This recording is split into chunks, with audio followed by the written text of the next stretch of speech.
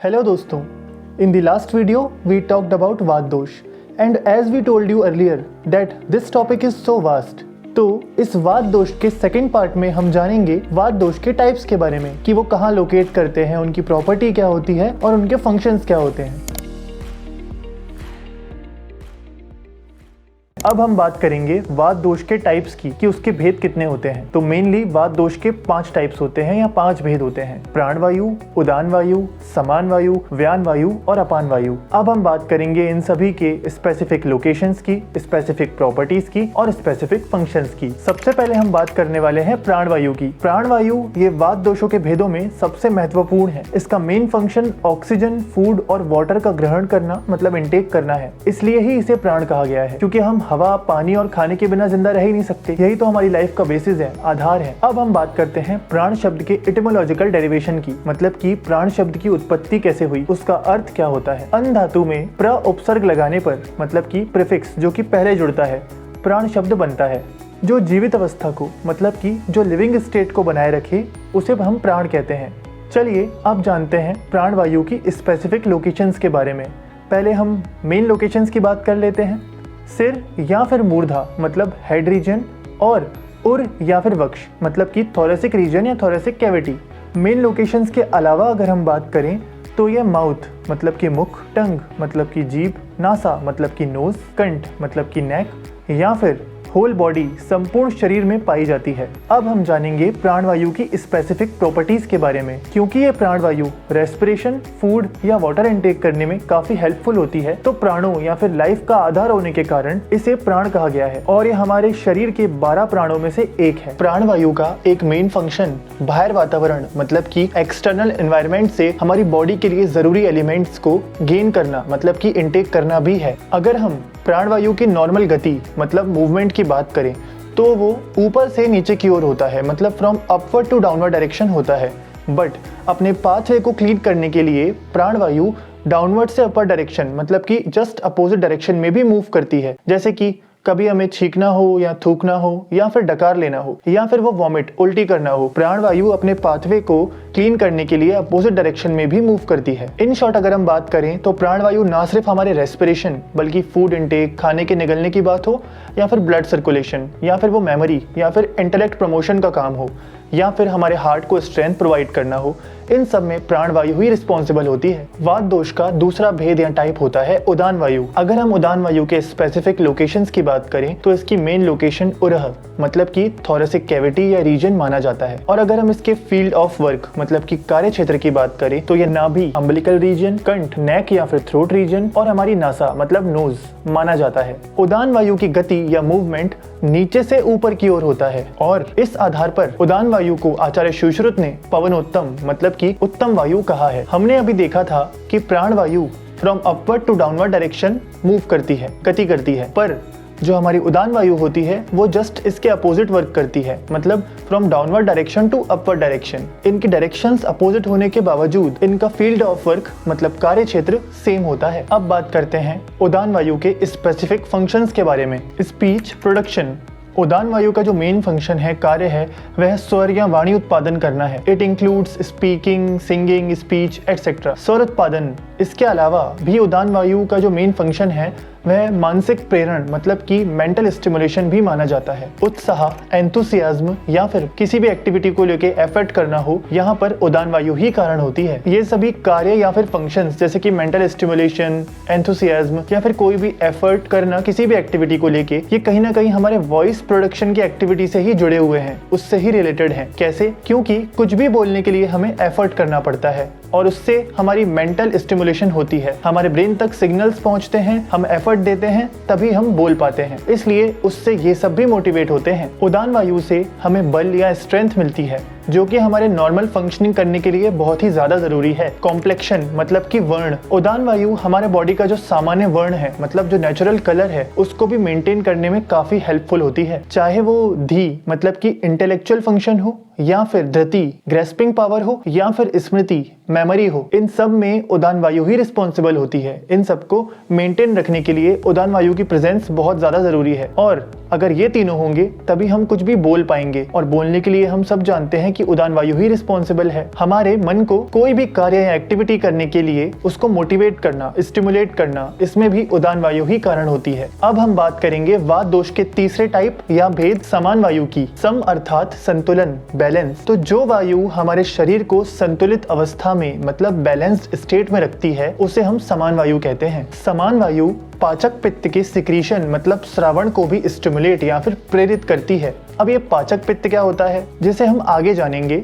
In short अगर हम देखें तो पाचक पित्त वो होता है जो कि हमारे डाइजेशन में काफी ज्यादा हेल्पफुल होता है। सबसे पहले हम बात कर लेते हैं समान वायु की मेन लोकेशन की कि वो मेनली रहती कहाँ है। अग्नि के समीप मतलब कि हमारे GIT गैस्ट्रोइंटेस्टाइनल ट्रैक्ट हमारे कोष्ठ में अमाशय और पक्वाशय के मध्य मतलब हमारे स्टमक और इंटेस्टाइन के बीच। अब आप कहेंगे अरे ये समान वायु के बीच में आग कहाँ से आ गई, हमारी बॉडी में आग कहाँ से आ गई। तो हमारे आयुर्वेद में हमारी डाइजेस्टिव फायर मतलब कि वो कैपेसिटी जिससे हमारा खाना डाइजेस्ट होता है उसको अग्नि या फिर जठराग्नि नाम दिया है, जिसे हम आगे आने वाली वीडियोस में जानेंगे। तो हमारे समान वायु की मेन लोकेशन ड्यूडेनम हुई जो कि स्मॉल इंटेस्टाइन का फर्स्ट पार्ट होती है।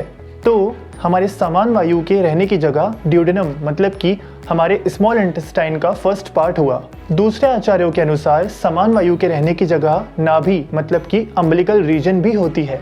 अब जान लेते हैं समान वायु की स्पेसिफिक प्रॉपर्टीज को। क्योंकि समान वायु भी वात दोष का एक भेद है तो वो भी प्राण वायु और उदान वायु की तरह वात दोष के सभी गुणों से संपन्न है। इट मीन्स इसमें भी वात दोष की सभी प्रॉपर्टीज पाई जाती हैं।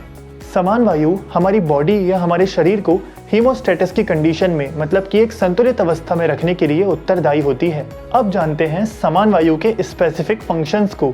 समान वायु अग्नि मतलब कि डाइजेस्टिव फायर को बल प्रदान करती है मतलब कि डाइजेशन के लिए स्ट्रेंथ प्रोवाइड करती है। अग्नि कर्म मतलब कि डाइजेशन और मेटाबॉलिज्म इसको भी ये स्ट्रेंथ प्रोवाइड करती है। समान वायु मुख द्वारा मतलब कि हमारे माउथ के थ्रू जो हम फूड इंटेक करते हैं उसको हमारे स्टमक तक पहुंचाना इसके लिए भी रिस्पॉन्सिबल होती है। और एक डेफिनेट टाइम इंटरवल तक मतलब कि एक उचित समय तक उस खाने को अपने अंदर होल्ड करे रखना ये भी समान वायु का ही एक फंक्शन है, जिससे कि पाचक पित्त उस पर अपना एक्ट कर डाइजेशन कर पाए और हमारा जो फूड है वो इजीली डाइजेस्ट हो पाए। समान वायु आफ्टर डाइजेशन मतलब कि पाचन के बाद डाइजेस्टेड फूड कंटेंट को सार भाग मतलब कि यूजफुल एक्सट्रैक्ट में और किट्ट भाग मतलब कि वेस्ट कंटेंट में अलग अलग करती है। और उसके बाद सार भाग को जो हमारा अच्छा कंटेंट है उसको हमारी बॉडी में एब्जॉर्प्शन करने के लिए भी ये रिस्पॉन्सिबल होती है।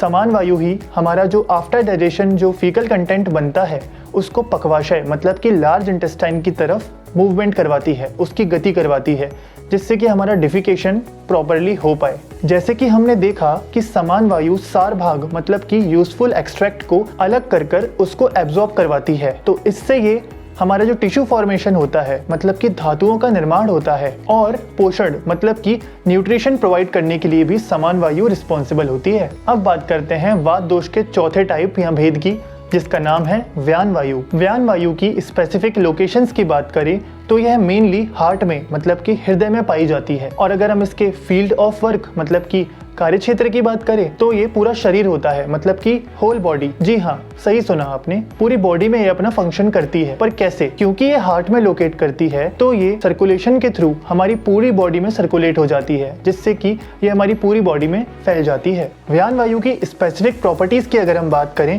तो वो भी प्राण वायु, उदान वायु और समान वायु की तरह वात दोष के सभी गुणों से पूर्ण रहती है। इसमें भी वात दोष की सभी प्रॉपर्टीज पाई जाती हैं।